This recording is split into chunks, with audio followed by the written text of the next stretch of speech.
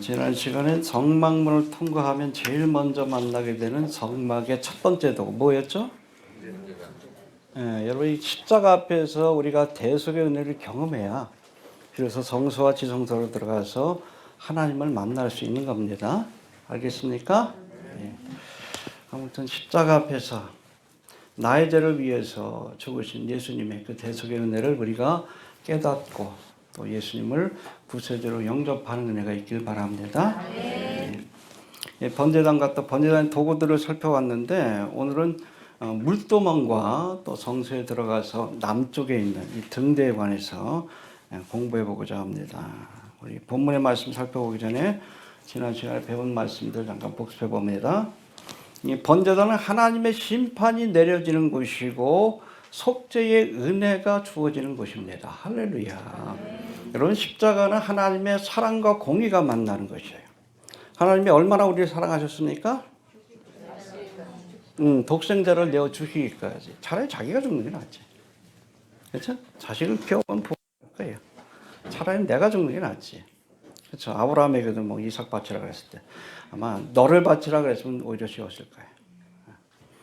독생자를 주시기까지 사랑하시고 또 얼마나 죄를 미워하십니까? 비록 독생자라 할지라도 죄를 대신 짊어졌을 때 죽일 수밖에 없는 하나님의 공의에 관한 어떻게 보면 혁명적인 그런 퍼포먼스가 바로 십자가 사건이다라고 이렇게 보시면 됩니다. 알겠습니까? 우리가 하나님을 한 가지로만 이해하면 안 돼요. 하나님의 사랑은 그냥 호호 할아버지의 사랑이 거룩한 사랑입니다. 알겠습니까? 예. 하나님의 공의와 사랑이 만나는 것이 바로 번제단이고 십자가의 사건이다라고 이렇게 이해하시면 됩니다. 제단불에 제물을 달아놓는 그런 제사법이 있죠. 마찬가지로 예수님께서 십자가에 달리자 우리를 위해서 그렇게 대속의 사역을 완성하셨다는 것을 기억할 수 있게 되길 바랍니다. 이 볼은 능력이에요. 여러분 십자가가 우리를 구원하는 하나님의 능력이 됩니다. 할렐루야. 헬라인들은 미련하다고 그러고, 그렇죠? 유대인들은 거리끼게 여겨도 이 십자가는 우리를 구원하시는 하나님의 능력이 된다는 것을 기억할 수 있게 되길 바랍니다. 헛된 걸 의지하지 말아요.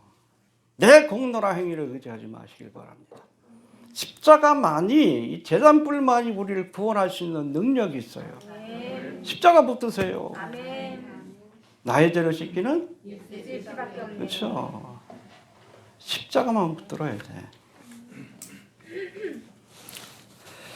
자, 그리고 제단에 드려지는 모든 제사는, 그렇죠? 여러분 제단, 우리가 성막에서 두 종류의 제사가 드려지죠. 첫 번째 번제단에서 드려진 희생의 제사, 그 다음에 성소로 들어가서 하나님 앞에 드리는 분향의 제사. 우리는 더 이상 여러분 번제를 드릴 필요는 없어요. 왜? 예수님께서 그곳에서 십자가에서 그 모든 대속의 사역을 테탈레스타 다 이루셨기 때문에 반복될 필요가 없습니다. 알겠습니까? 그러나 우리가 구속받은 성도로서 우리가 성소에 들어가서 항상 쉬지 말고 기도해야 합니다. 분향의 제사를 드려야 합니다. 할렐루야. 근데 그때 드리는 여러분 분향의 제사를 드릴 때도 그렇고 번제를 드릴 때도 반드시 무슨 벌을 가지고? 하나님이 주신 벌을 가지고. 할렐루야. 성막을 완성하고 처음 제사를 지낼 때 여러분 하나님이 불을 주셨다라고 말씀합니다. 할렐루야. 다른 불로 하면 안 돼요? 있습니까? 예. 다른 불로 제사하는 자들에게는 나답과 아비와 같이 하나님의 심판을 피할 수 없다는 것을 우리가 기억할 수 있게 되길 바랍니다. 여러분 어디서 뭐 영적인 현상이 나타났다고 다 쫓아가지 말아요. 미혹의 역사는 다른 불이 역사하는 그런 그 미혹의 역사가 특별히 마지막 때가 될수록 강하게 나타날 거라고 말씀합니다. 다른 불로 제사하면 안 됩니다. 예. 그리고 교회 안에 비리가 있으면 우리가 번제단의 그런 도구 가운데 제통과 부삽이 있어요. 해봅시다. 제통과 부삽으로 빨리 치워라. 그렇죠? 여러분 교회 완벽하지 않아요. 응? 완벽한 교회가 어디 있어? 우리 교회 있다면 떠나신 분들 계시는데 겉에서 보기엔 좋지. 그렇잖아요. 부부 사이도 그렇잖아. 데이트할 땐 좋지. 근데 같이 살아봐. 방귀 뀌는 소리도 듣고 그렇잖아요. 화장 안 한 얼굴도 보고 그것까지 사랑할 수 있어야 되는 거예요. 이해가 되십니까? 교회도 마찬가지죠. 예수님이 완벽하시지만 여러분 그 시대에 몸된 교회인 내가 불완전하기 때문에 교회는 불완전할 수밖에 없어요. 혹시 온전한 교회, 완벽한 교회를 생각하고 오셨다면 그냥 가셔요. 우리 교회 그렇게 완벽한 교회가 아닙니다. 세상에 완벽한 교회는 없어요. 혹시 있다 할지라도 내가 가면 불완전해져. 내가 불완전한 사람이기 때문에. 이해가 되십니까? 어찌됐든 여러분 재물 태우고 나면 거기 뭐 나무 탄 재도 있고 짐승이 타다 남은 그 재도 있고 그거 어떻게 해야 돼? 부숴버려 퍼서 재통에 담아가지고 뚜껑을 탁 닫아가지고 어디로 가서 버려야 돼? 영문 밖에. 할렐루야. 여러분 교회가 문제가 있으면 빨리 치리해야 합니다. 또 문제가 있다면 특별히 여러분 그 일을 하는 것을 레위 지파인데 교회 직분자들이 그것 가지고 이거 뿌리면 안 돼. 아무개 집사가 뭐 이랬다더라. 아무개 권사가 이랬다더라. 아니요. 그러면 안 돼. 왜 알게 해주신 거예요? 영문박 십자가 앞에 가서 기도하라고 알려주신 거예요. 소문내라고 알려주신 거 아니에요. 재 뿌리는 사람도 있어. 예? 누가 이랬다더라. 예? 목사가 이랬다더라. 권사가 이랬다더라. 그거 아니요. 재 뿌리라고 알려주신 거 아니에요. 딱 여러분 재통에 담아가지고 여러분 재통이 돼야 돼. 뚜껑을 딱 닫고 입이 무거워야 돼. 어디에다 갖다 버려요? 십자가 앞에 중보 기도하라고 알려주신 거예요. 허물이 보이거든. 그 사람을 위해서 좀 기도하세요. 소문 내지 말고. 이해가 되시죠? 아무튼 빨리 처리해야 되고 또 교회 안에는 대야와 갈고리처럼 그렇잖아요. 재물을 탁 갖고 와서 제단에 올려놓는 그렇죠?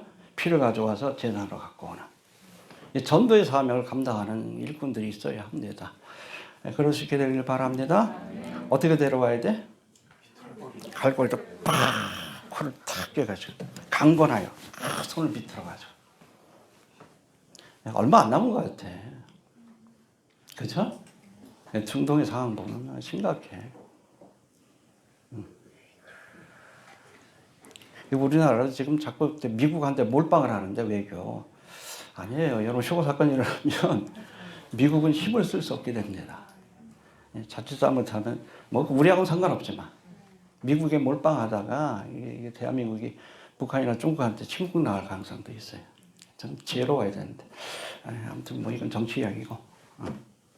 무슨 얘기하자 그랬지?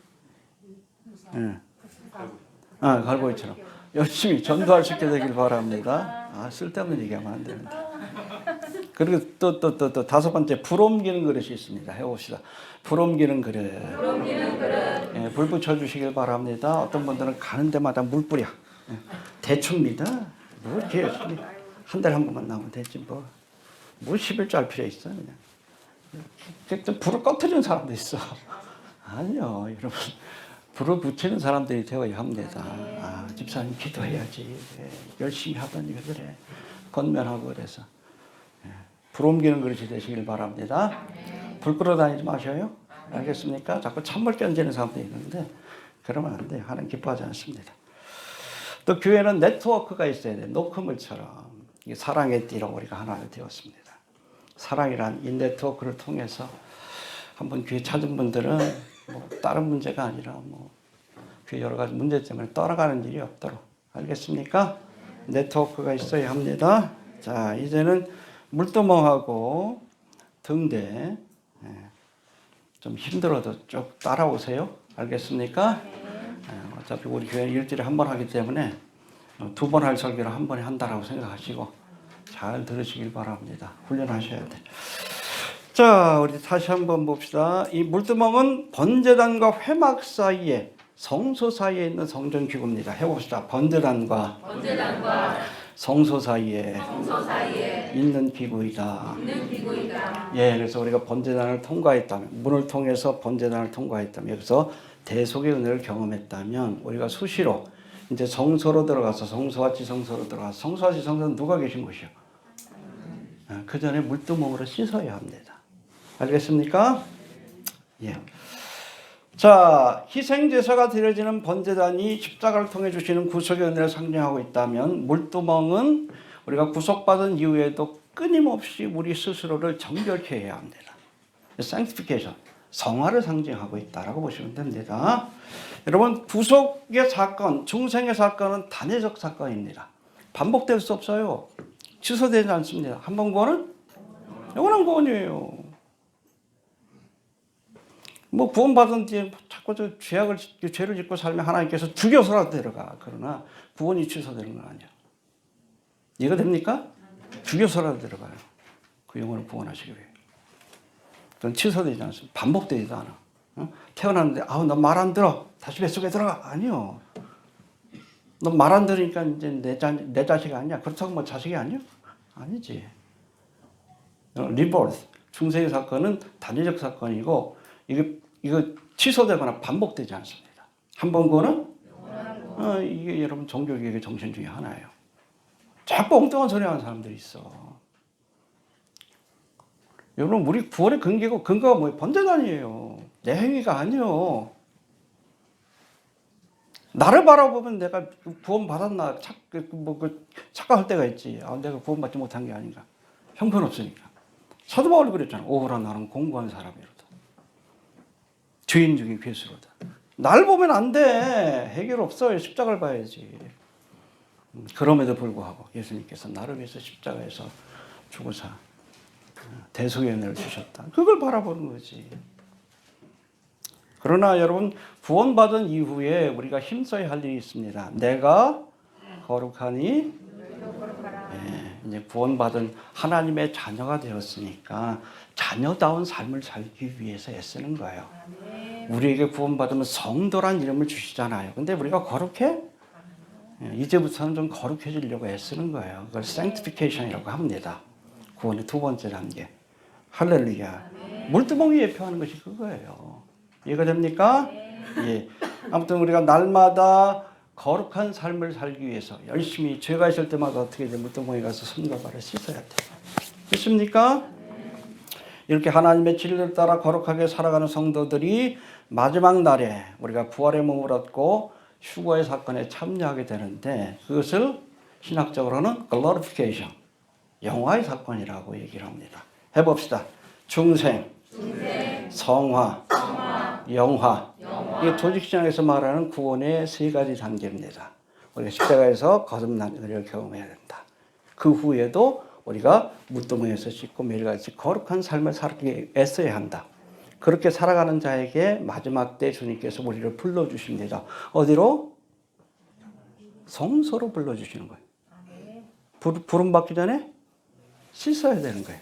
물두멍에서. 그렇죠? 이게 바로 휴거의 사건인데 여러분, 휴거의 사건을 이스라엘 절기 가운데 뭐로 예표합니까? 나팔절. 나팔절에 여러분 이스라엘 백성들이 몇 번 나팔을 불어? 100번. 그 100번의 나팔이 뭐예요? 뭐 뒤에 나오는데. 첫 번째 테키야. 한 번 봅니다. 왕이 오신다. 그런 뜻이에요. 그 다음에 쉐바림. 세 번 봅니다. 빰빰빰. 회개하라. 회개할 시간을 주시는 거예요. 그 다음에 테루아. 깨어나는 뜻이에요. 빠바밤 9번 봅니다. 자꾸 이렇게 믹스해가지고 99번을 분 다음에 맨 마지막에 테키하거든. 이게 마지막 나팔이고 하나님의 음성이라는 뜻을 갖고 있어요. 그때 우리 몸이 변화되는 거예요. 그러니까 그 전에 99번 나팔 불 때 회개하는 시간을 주는 거예요. 물두멍에서 우리가 손과 발을 씻듯이 그래야 성소로 들어가니까. 하나님 계신 거룩한 곳에. 이해가 되시죠? 그리고 성소로 들어가서 하나님을 만나기 위해서 하나님 거룩한 분이기 때문에 죄를 갖고 들어가면 안 돼. 손과 발을 씻어야 합니다. 알겠습니까? 자, 번제단은 우리가 중생의 은혜를 경험하는 것이고 물두멍은 우리가 거룩한 삶을 유지하는 데 필요한 도구입니다. 늘 씻을 수 있게 되길 바랍니다. 요한복음 13장 10절에 보니까 예수님께서 제자들이 발을 씻겨주셔. 최후의 만찬 때. 그랬더니 베드로가 황공해가지고 못 씻습니다. 야, 내가 발을 씻어주자면 너는 나와 상관없느냐. 그랬더니 목욕도 시켜주세요. 오버하지. 근데 예수님 뭐라고 해요? 이미 목욕한 자는 거죠. 이미 구원받은 사람이에요. 발밖에 씻을 필요가 없다라고 말씀합니다. 해봅시다. 이미 목욕한 자는 발밖에 씻을 필요가 없다. 이 말을 달리하면 이미 목욕한 자도 발은 씻어야 된다는 뜻이에요. 그렇죠? 여러분 구원파가 왜 이단이요? 구원받았으면 그 다음 회개하면 안 된대. 말도 안 되는 소리요. 여러분 목욕은 단회적 사건이에요. 두 번 할 필요 없어. 그러나 여러분 발은 씻어야지. 발은 세상에 살다 보면 우리가 먼지가 묻게끔 돼 있잖아. 그때마다 우리가 씻어야지. 이 구원파에서는 한 번 회개했으면 그걸로 끝나야 된다. 회개할 필요가 없대. 그러니까 이단이지. 거룩해지라고 말씀하시고. 그렇잖아요. 성막에 물두멍을 두신 줄 이해 못하는 거예요. 알겠습니까? 예. 자, 물두멍이 필요한 이유 우리 30장 19절 21절 한번 봅시다. 30장 읽고 지나갑시다. 19절부터 21절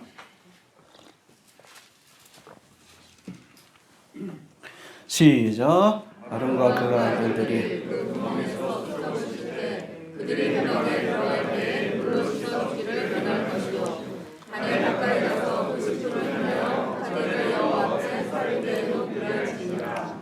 이와 같이 그들이 그 식품을 씻어주기를 변할지니 이는 그와 그 자손이 그대로 영원히 지키를 기회리라. 예, 우리가 처음 성막에 대해서 공부할 때 우리가 살펴봤지만 성막 사방에 세마포 울타리를 침으로 그것이 성소가 돼.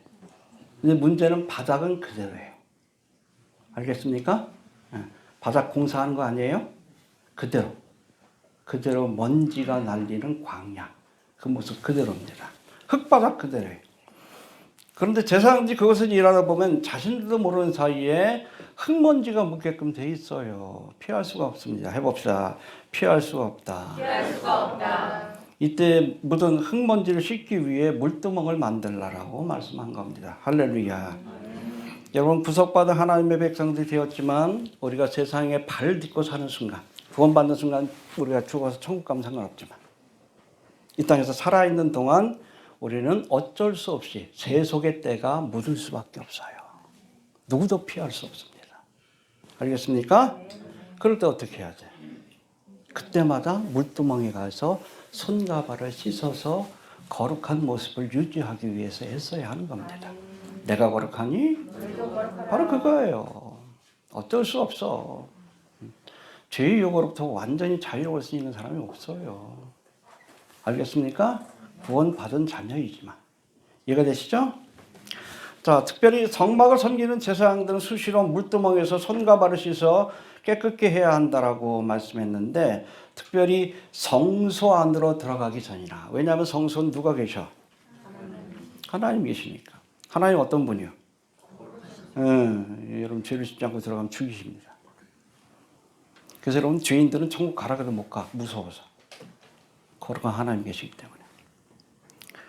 또 번제단이나 제사를 드리기 전에는 그렇죠? 하나님의 사역을 감당하기 전에 그리고 성소에 들어가기 전에 반드시 수족을 물로 씻어서 죽기를 면하라. 죽여버리겠다는 거예요. 안 하면. 제사 드리기 전에 물두멍에서 씻지 않으면 죽여버리겠다. 성소에 들어가기 전에 물두멍에서 씻지 않으면 죽여버리겠다. 이해가 됩니까? 왜? 하나님이 거룩한 분인데 거룩한 하나님을 만나려면 반드시 물두멍에서 손과 발을 씻고 성소로. 그러니까 우리가 하늘의 성소, 하늘의 예배한 소서로 가기 전에도 그렇잖아요.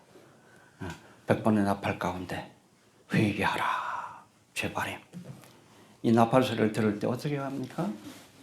물두멍에서 손발을 씻듯이 죄를 깨끗이 씻고 우리가 하나님이 계신 예배한 처소인 성소로 들어가는 겁니다.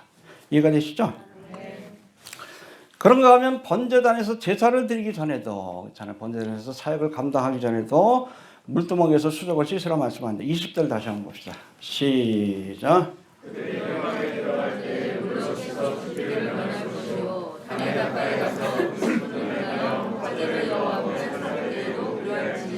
예, 여러분 하나님의 사명을 감당하려면 스스로를 정결케 해야 합니다. 하나님은 어떤 그릇을 써요? 어떤 사람은 뭐 은그릇, 뭐 또 나무 그릇, 질그릇 쓴대. 아니에요.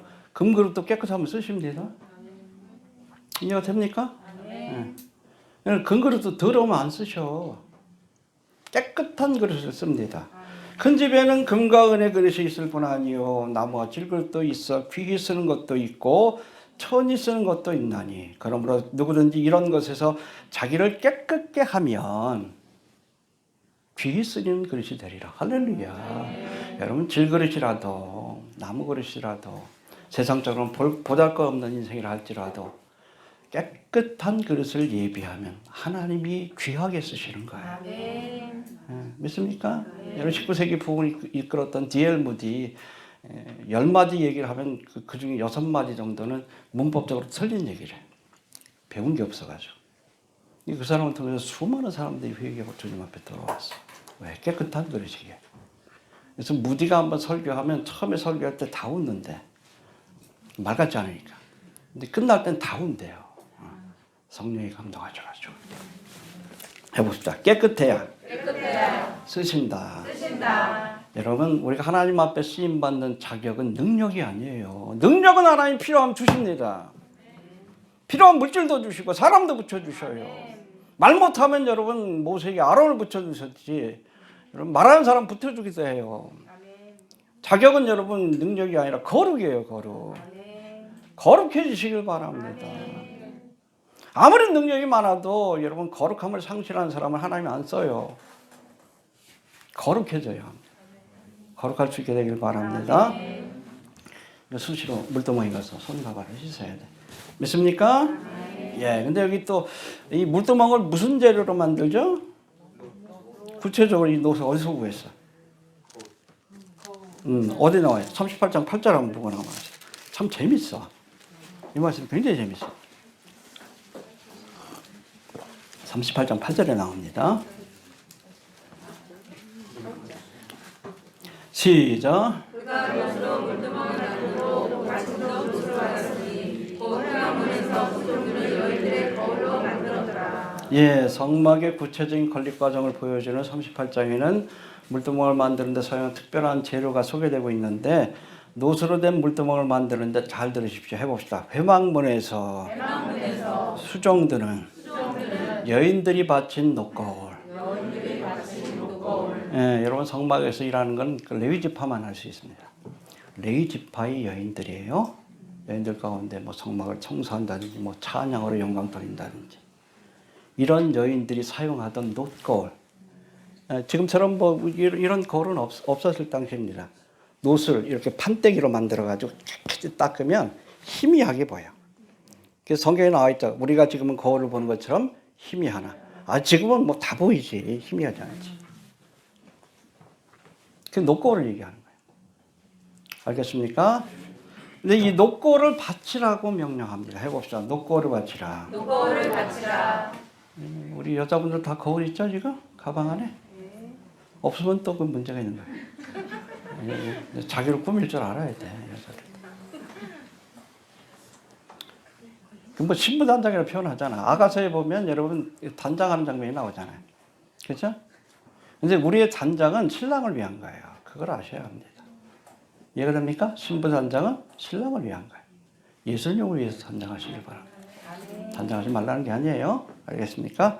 근데 이 녹거울은 작지만 여자한테 소중한 물건인데 여자들은 많은 시간을 거울 앞에서 보내. 화장을 하고 또 수시로 립스틱이 지워졌는지. 전 안 그래요. 흉내내요.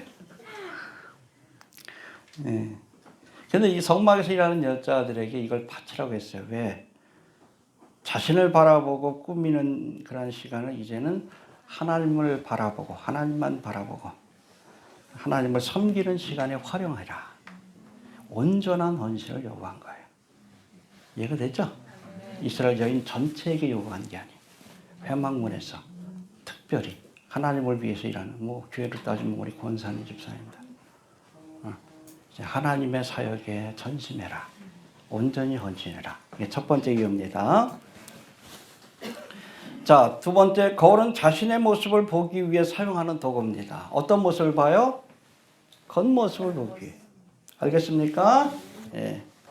그런데 이 자신의 모습을 바라보고 꾸미기 위해 사용하던 노고를 바쳐서 이제는 죄를 씻는 물두멍을 만들라고 명령하십니다. 사실 여러분 이 거울로 만들어진 물두멍도 거울이에요. 거울이에요. 뭘 바라보는 거울입니까? 내 심령을 바라보는. 그렇죠? 물두멍 앞에 서기 전에 뭘 하고 있어? 하나님 앞에 지은 죄가 없는지. 그렇잖아요. 우리 겉모습만 보지 마시고 물두멍에서 자신의 모습을 비춰보고 혹시 죄가 있다면 깨끗이 씻고 하나님 앞에 나가야 된다는 거예요. 이해가 됩니까? 알겠습니까? 자기만 보지 맙시다. 그것도 자꾸 얼굴만 보지 말고 우리의 심령을 바라볼 수 있는, 우리의 마음의 상태를 살필 수 있는 그런 사람들이 되어야 합니다. 심리학 용어 가운데 나르시시즘이라는 것이 있어요. 그 신화 아시죠? 로마 신화. 우리가 알고 있는 건 조금 다릅니다. 제가 좀 찾아보니까 로마 신화에서 이제 강물에 비친 자신의 얼굴에 반해서, 그렇잖아요. 그 엄마가 에코인데 이 아들을 낳을 때 얘 어디 좀 그 거울 같은 거 보여주지 말라고 했어요. 원래 얘가 가는데 강물에 비친 자기 얼굴을 보고서 반해가지고 몇 날 내지 쳐다보다 불 먼저 갔대. 그게 로마 신화예요. 나르키소스.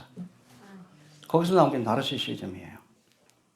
지나친 자기에 빠져 있는 사람을 우리가 그래서 나르시시즘 혹은 나르시스트라고 그렇게 표현합니다. 근데 심리학자들은 잘 들으세요. 사이코패스, 소시오패스, 나르시시스트를 3대 악인이라고 표현합니다.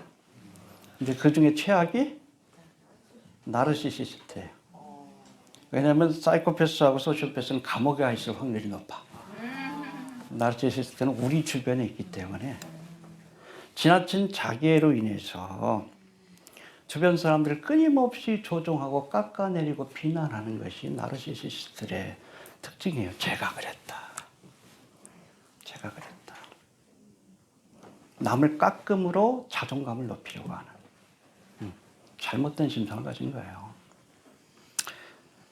사실 SNS가 발달한 현대사회는 나르시시스트가 되길 권하는 사회입니다.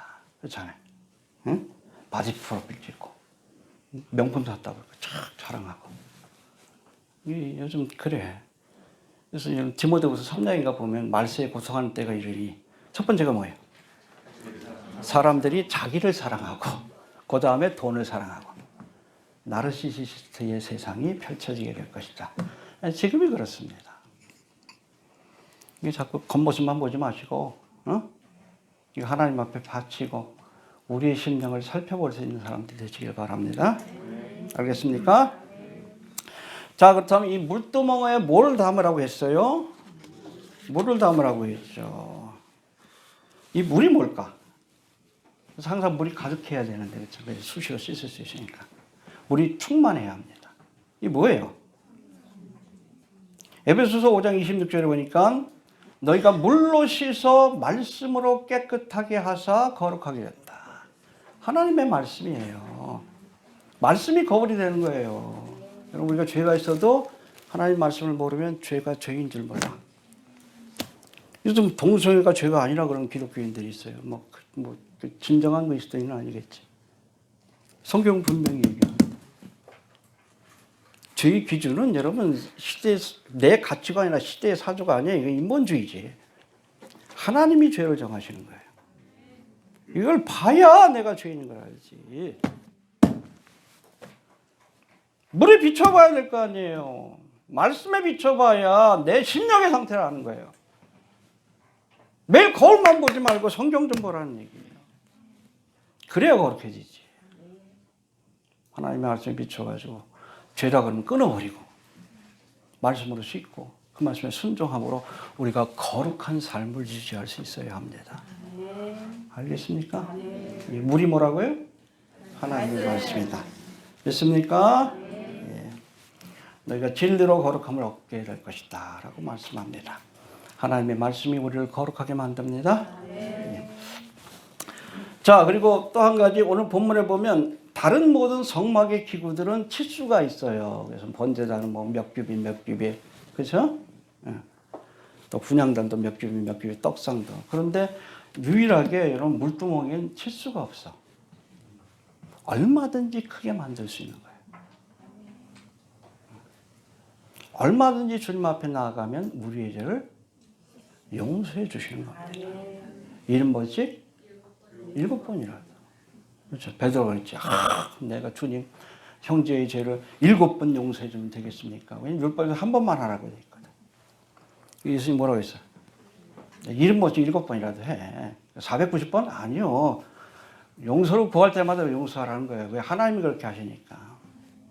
이 물두멍이 칠 수가 없는 건 언제든지 주님 앞에 나오면 용서해 주시겠다는 거예요. 믿습니까? 오라 우리가 서로 변론하자. 너희 죄가 주홍 같을지라도 눈같이 지어질 것이요. 진홍같이 붉을지라도 여러분 멋쩍다고 여기지 마시고 죄를 지을 때마다 나오세요. 70번씩 7번이라도 용서해 주십니다. 또 형제의 죄도 우리가 용서해 줘야지. 왜 그리스도인들이 뭐 하나님의 백성이라고 그러고 그러면서 왜 형제의 죄를 죽어도 용서를 못 하겠대. 죽어야지 뭐 어떻게. 우리가 그렇게 용서를 받았는데 왜 형제의 죄를 용서를 못해? 그건 참된 그리스도인이 아니에요. 그건 아니에요. 알겠습니까? 그래서 여러분 모세 때는 성막을 만들었지만 솔로몬 시대 때는 이 성막을 원형으로 해서 뭘 만듭니까? 성전. 성전에도 물두멍이 있는데 그게 얼마나 컸던지 높바다라고 표현했어요. 바닷물 같이 엄청 커요. 엄청 커. 엄청. 한번 사진 보면 제가 올려드릴게요. 얼마나 컸는지. 왜 그렇게 크게 만들려고 하셨어요? 죄가 있을 때마다 씻으라고. 하나님의 여러분 우리를 용서해 주시는 사랑이 바다와 같다는 거예요. 그래서 높바다. 하여튼 범죄할 때마다 주님 앞에 나오시길 바랍니다. 씻어야 합니다. 자, 이제 등대로 넘어갑니다. 자, 좀 읽고 넘어갑시다. 우리 그냥 넘어갑시다. 틀릴 게 없더니 자꾸 입이 말라가지고 공사가 다 끝났어요. 들이박는 거 끝났습니다. 12개 박았는데. 한 석 달 기다려야 된대. 그때까지 끼고 있어야 될 것 같아. 발음이 별로 안 좋아요. 제가 원래 이런 사람은 아닌데 혀가 딸받았어요. 틀릴 게 하나더니 좀 그래. 이해하시길 바랍니다. 이거 여담이고 이러면 안 돼. 빨리 지나가야지. 자, 이제 성막이 기분 다운데 우리 번제단, 그 다음에 물두멍, 이제 성소로 들어가서 세 가지 기구가 있죠. 맨 왼쪽에 뭐가 있습니까? 남쪽이죠. 등대가 있고, 오른쪽에 떡상이 있고, 그리고 맨 앞쪽에 분향단, 그리고 휘장이 있고 거기에 지성소가 있고, 이렇게 세 가지 도구가 있는데, 자, 성소와 지성소를 구분하는 휘장 바로 앞에 분향단이 놓여 있고 등대가 놓인 자리 반대편에 오른쪽에 떡상이 있는데 뜰에 있는 번제단하고 물두멍이 예수님이 초림하셔서 하신 일을 상징합니다. 대속의 사역. 성소에서의 사역은 예수님이 십자가에 죽으신 뒤에 부활 승천하셔서 지금 하고 계시는 일. 하늘 보좌 우편에서 뭘 하십니까? 우리에게 등대의 빛을 비춰주시고 은혜의 빛을 비춰주시고 영육간에 필요한 일용할 양식을 주시고 분향단에서. 그래서 일용할 양식을 위해서 기도하라고 했어요. 오늘날 우리에게 떡상의 은혜를 주시는 겁니다. 데일리 브레드. 그리고 거기서 분향단에서 우리를 위해서 중보의 기도를 하고 계시는 거예요. 할렐루야. 지금 하고 계신 일이고 지성소는 뭘 상징합니까? 재림하실 주님이 하실 일. 믿습니까? 법궤가 있잖아요. 하나님의 말씀으로 세상을 심판하시고. 그리고 시온자. 이 땅에서 아마 예루살렘에서 통치하실 겁니다.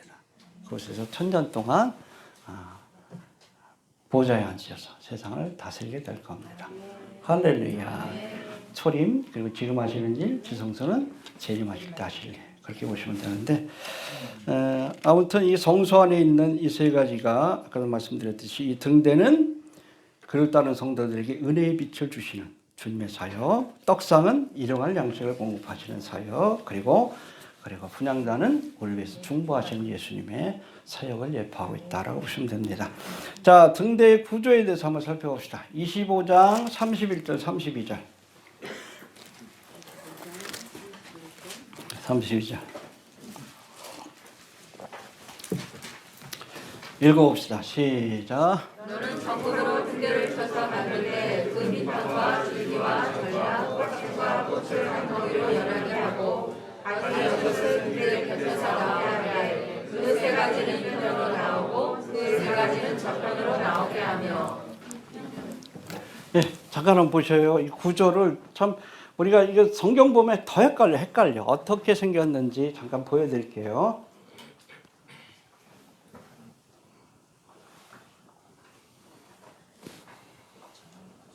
보입니까? 안 껐어요? 안 켰어요? 아, 참. 빨리 오셔야지, 주님이.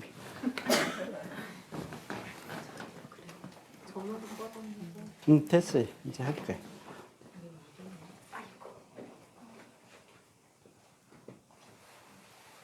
You should also make a lampstand of pure gold.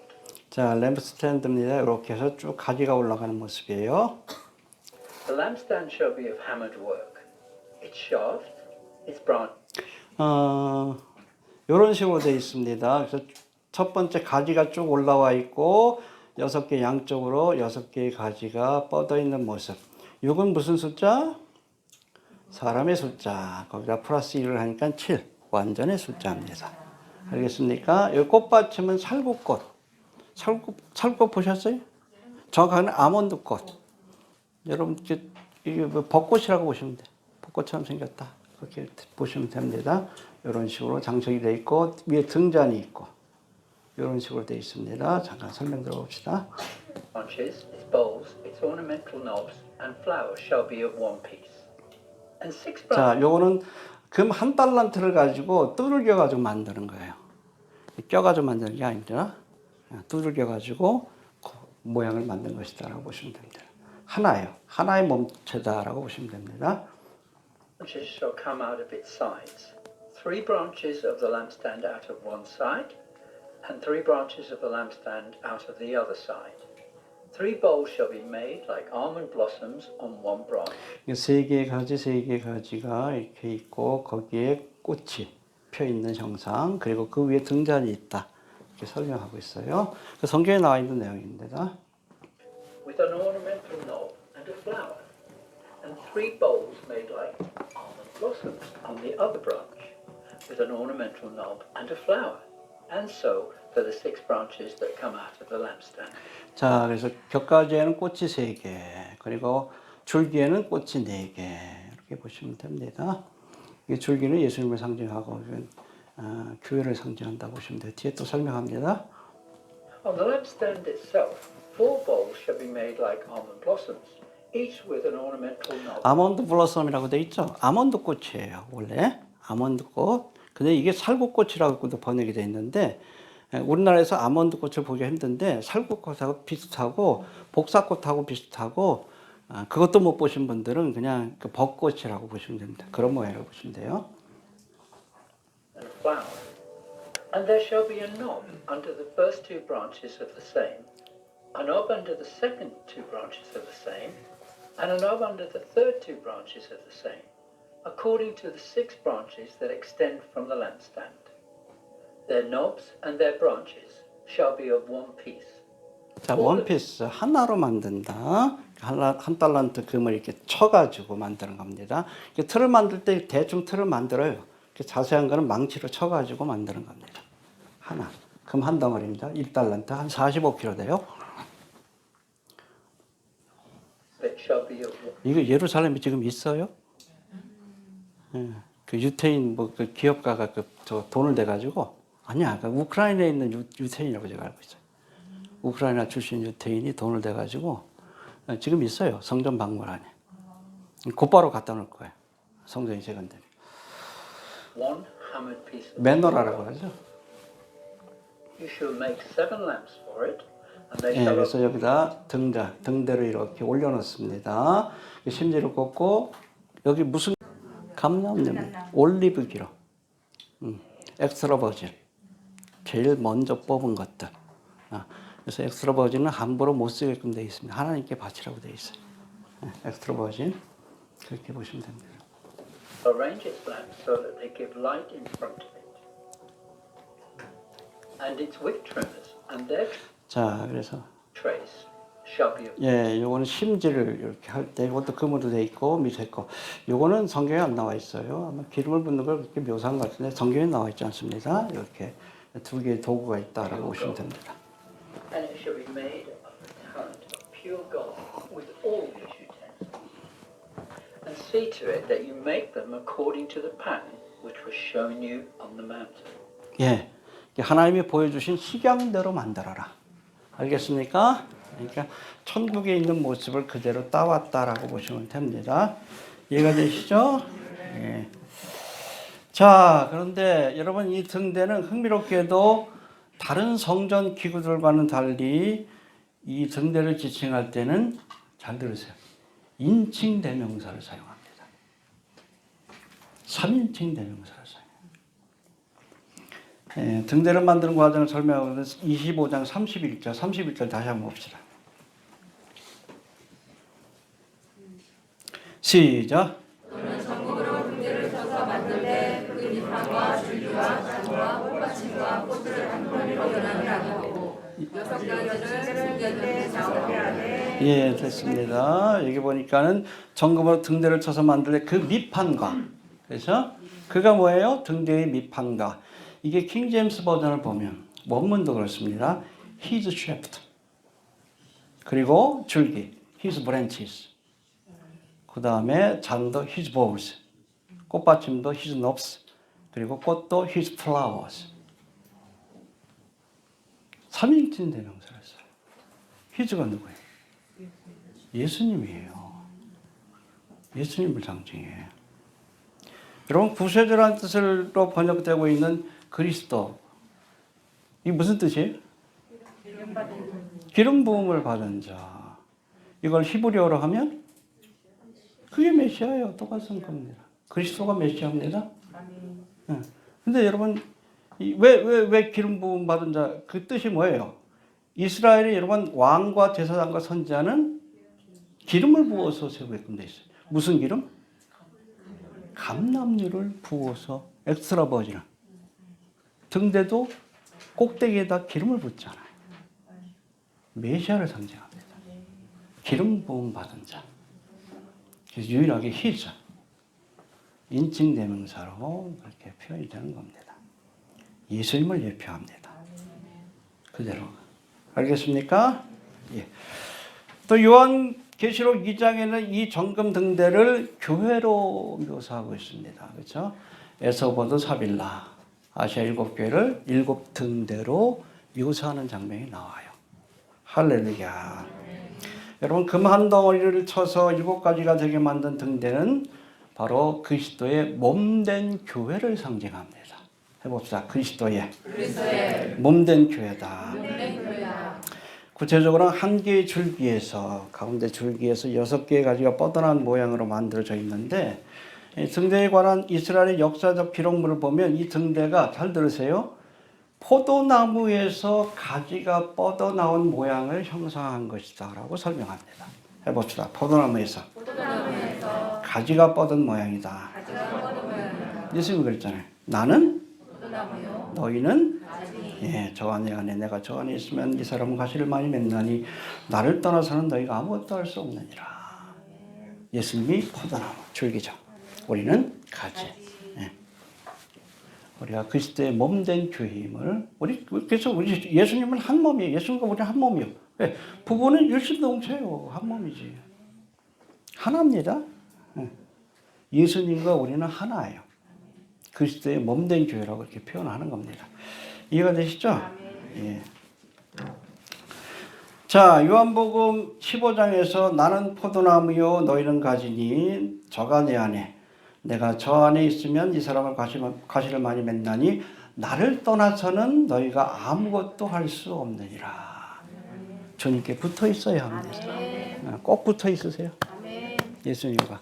그래야 여러분 우리가 우리의 생명, 영적인 생명을 유지하고 열매를 맺을 수 있는 거예요. 이해가 됩니까? 네, 여러분, 이 포도나무는 가지가 없어도 살 수 있어. 그러나 가지는 포도나무가 없으면 죽는 거예요. 예수님은 우리가 없어도 상관없습니다. 그러니까 우리는 예수님이 없으면 죽어요. 열매를 맺을 수 없는 거예요. 이해가 되시죠? 자, 이런 정금등대는 다른 성전 기구들과는 달리 여러 개의 부품을 조립해서 만든 게 아니라 한 덩어리로 해봅시다. 한 덩어리로 만들었다. 한 덩어리로 만들었다. 예. 그리고 여러분이 한 덩어리 같이 연결되어 있는 것이고, 포도나무와 가지의 결합은 우리가 보통 기계적인 결합과 유기적인 결합으로 이렇게 나눠서 설명하는데, 기계적인 결합 같은 경우에는 어떤 부품 같은 것들을 연결해 가지고 만들 때는 이 부품이 원래 그 물건에서 떨어져 나와도 쓸 수 있어요. 그렇잖아요. 나사목 같은 거 딴 데 쓸 수 있잖아. 근데 유기적인 결합은 그렇지 않아요. 생명의 관계가 끊어지면 죽는 겁니다. 예수님과 우리의 관계가 그래요. 주님께로부터 끊어지면 죽는 거예요. 늘 붙어 있길 바랍니다. 그리고 가까이 붙어 있어야, 그렇잖아요. 부부도 가까이 지내야, 그래야 여러분 사랑의 결실이 생기는 것처럼. 우리도 주님과 가까이 붙어 있어야 사랑이라고 합평 오래 정충성대비 양성 온절제 인격의 열매가 맺혀지고 전도의 열매가 맺혀질 수 있는 겁니다. 생명을 유지하고 그리고 열매를 맺는 삶을 살기 위해서는 우리가 주님을 떠나지 말아야 합니다. 붙어 있길 바랍니다. 한 몸이에요. 한 몸입니다. 예수님과 우리는 한 몸이다. 그래서 부부가 아니에요. 이해되시죠? 자, 그리고 지난 시간 우리가 성소와 지성소의 구조에 대해 살펴볼 때 언급했던 것처럼 성소 안에는 뭐가 없어요? 창문이 없어. 창문이 없어. 인공적인 외부의 빛이 들어올 수 없는 것입니다. 이곳을 밝히는 유일한 불빛은 등대의 불빛밖에 없어요. 할렐루야. 그래서 성소를 섬기는 제사장들은 바로 이 불빛에 의지해서 그곳에서 사역을 하는 겁니다. 할렐루야. 여러분, 제사장들이 등대의 빛을 의지해서 일했던 것처럼 하나님의 일꾼들은 외부로부터 들어온 세상의 빛이 아니라 하나님이 주시는 은혜의 빛, 성령의 빛을 의지해서 일해야 합니다. 오직 성령이 너희에게 마시면 권능받고 증인되리라. 할렐루야. 주님 주시는 은혜의 빛을 우리가 의지해야 합니다. 그주가 주신 능력을 의지해야 돼요. 또 두 번째, 등대가 성소의 유일한 불빛이라는 것은 하나님이 비추어 주시는 등불빛이 아니면 그 성소의 아름다운 모습을 볼 수가 없어요. 그렇죠? 밖에서 보면, 햇빛 아래 보면 이 성소의 모습이 어떻게 생겼어요? 해달해 가지고 돼 있잖아. 칙칙해 가지고 흠모할 만한 것이 없어요. 안으로 들어와서도 그걸로 끝나는 게 아니에요. 등대의 불빛을 통해서 그것을 볼 때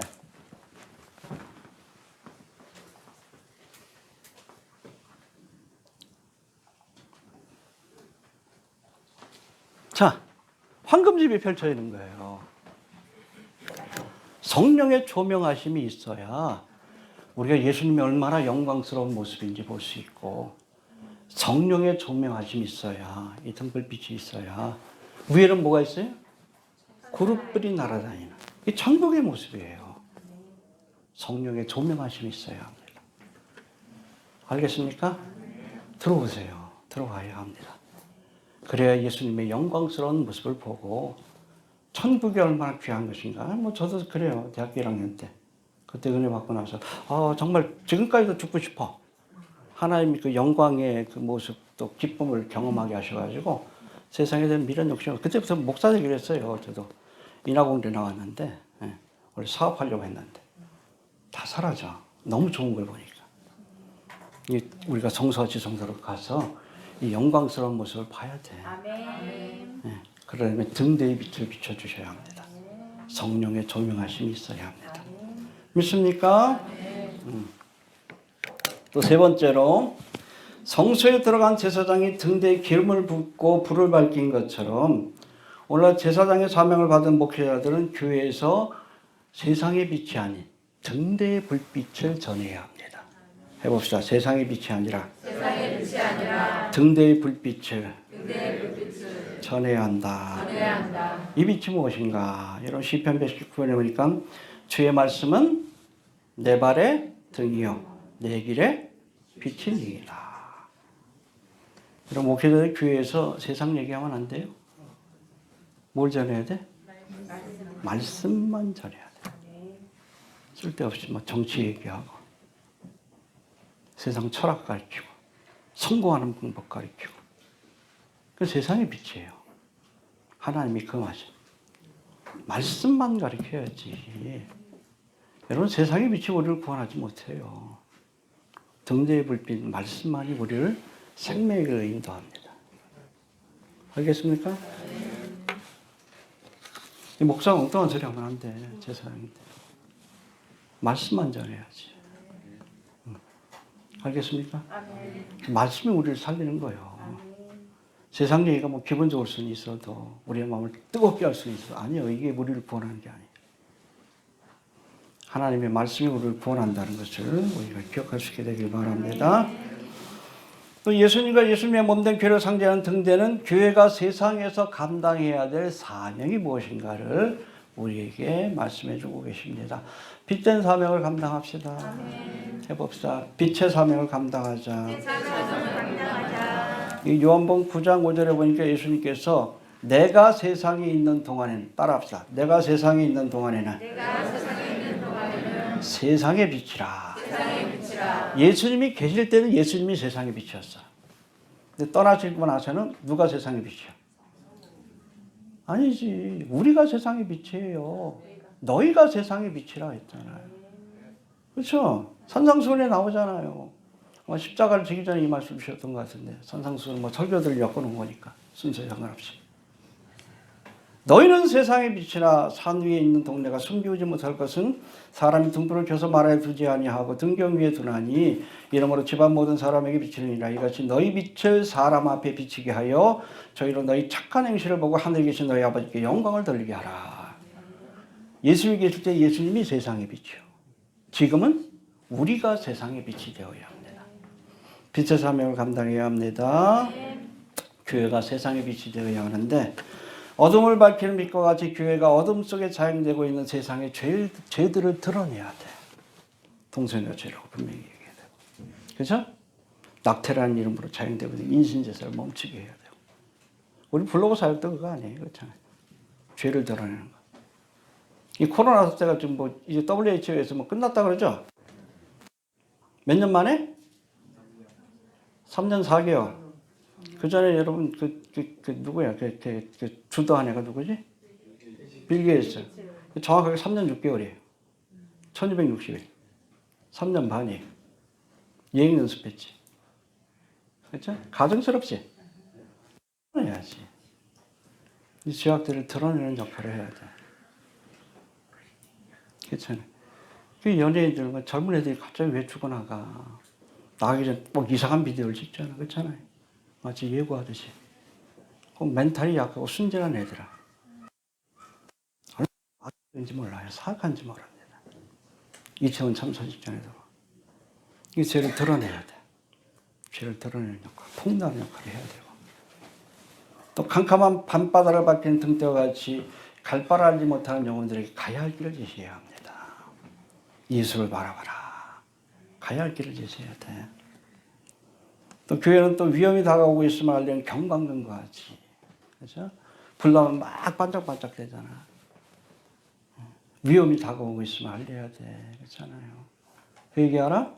네, 여러분, 성교의 위험들, 종말에 관한 위험들 지금 눈앞에 펼쳐지고 있잖아요. 그 전해야지. 경광등의 역할을 해야지. 교회들이 자꾸 잠잠하고 있으니까 답답해. 정신 차려야 되는데 오히려 예수 안 믿는 사람들 어떻게 뭐 예수 믿느냐고 자꾸 물어보고 그래. 교회는 2단이니 3단이니 나한테 그러는데 상식적인 판단을 가지고 성경을 보세요. 하나님 말씀하면 반드시 이루어진다. 그거 한 가지만 우리가 바라보면서 믿으면서 한번 보세요. 정말 주님 오실 날이 가깝잖아. 성경의 25%가 이런 종말에 관한 설교인데 말씀입니다. 알려야 합니다. 해봅시다. 너희는 세상의 빛이라. 그리고 27장 봅시다. 27장 20절 21절 보고 넘어갑시다. 시작.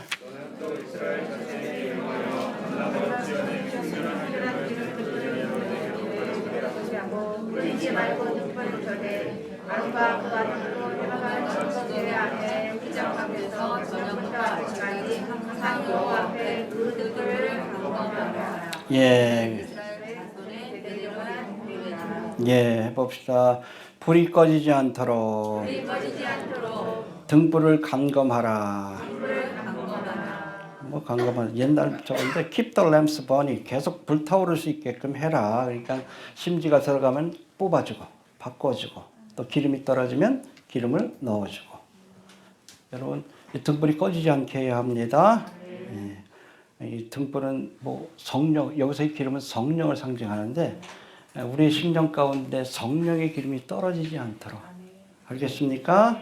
늘 채워 넣어야 합니다. 술 취하지 말라. 이는 방탕한 것이니 오직 성령의 충만을 받으라. 할렐루야. 우리 지난 시간에 살펴본 것처럼 성령 충만 받으라. 이게 헬라어로 플레루스데라고 되어 있는데 해봅시다. 현재, 수동태, 명령형. 명령이에요. 성령 충만은 선택이 아니에요. 예수 믿으면 다 성령 충만 받기 위해 써야 합니다. 그 다음에 수동태예요. 하나님이 부어주셔야 돼요. 부어주셔야 합니다. 오순절 마가다락방에 성령이 강림한 것처럼 사모하는 마음으로 부어하십시오. 그리고 현재형으로 되어 있어요. 현재형이라는 것은 특별히 헬라어 현재형은 진행되는 일들, 반복되는 일들을 표현하고 있어요. 현재 진행형하고 똑같아요. 끊임없이 성령 충만을 받기 위해서, 성령의 기름을 받기 위해서 애써야 한다는 겁니다. 등불과 함께 기름도 예비하고 있어야 돼. 알겠습니까? 그래야 오실 때 주님을 영접하지. 미련한 다섯처럼. 등불은 있는데 신앙의 겉모습은 남아있어. 근데 기름이 없어. 등불의 역할을 제대로 못하잖아. 남겨지는 거예요. 기름을 늘 채워 놓으시길 바랍니다. 등불이 꺼지지 않도록. 여러분 교회는 주유소예요. 기름 채우는 곳입니다.